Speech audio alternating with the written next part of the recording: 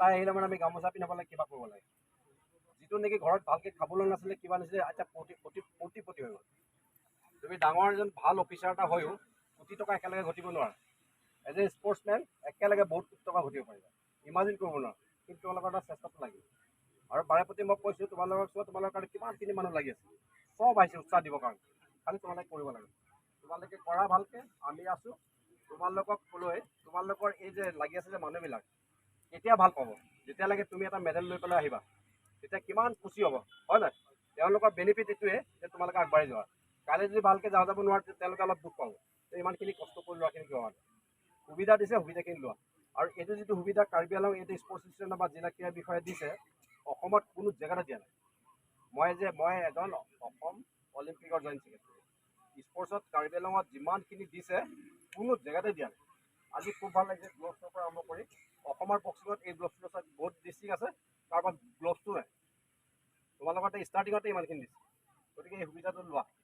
কথাকে মই কোৱা কথাটো মনত আছেনে? 3টা কথা।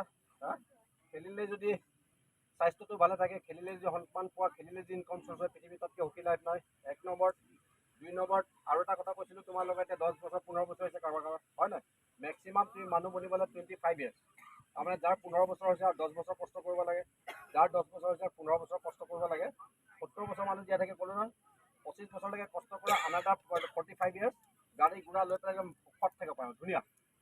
তাকে যদি 10 বছৰ টাইমটো বদমাচি কৰা, ফুংফাং কৰি থাকা, আনাডাৰ 45 ইয়াৰ্ছ বিৰাট দুখ পাবা, বিৰাট দুখ পাবা। প্ৰেক্টিকেল কথা কৈ আছোঁ মই তোমালোকক, হা।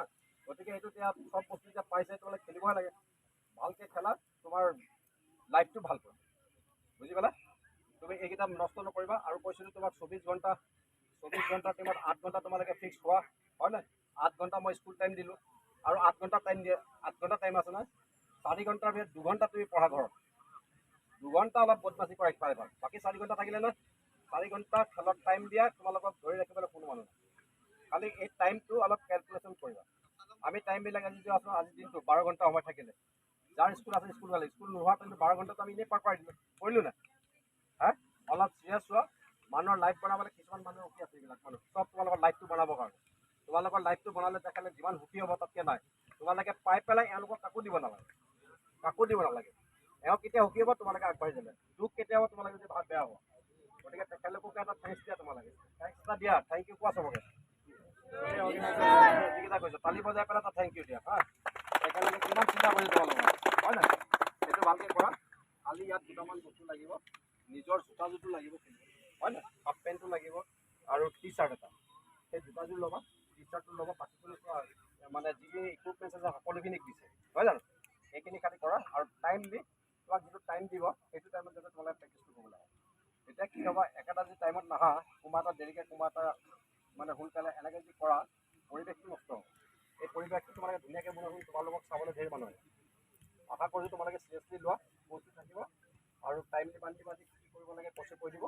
ধুনীয়াকৈ কৰা, তোমালোকৰ লাইফটো বহুত ভাল হ'ব। আৰু তোমালোকৰ লগত আমি আছোঁ, হ'ব? অল দ্য বেষ্ট, ভালকৈ কৰা। যিখিনি কৰিবলৈ আছে তোমালোকক আমি কৰিম, হ'ব? বাকী কৈছে তোমালোকক বুজাই দিব, হ'ব?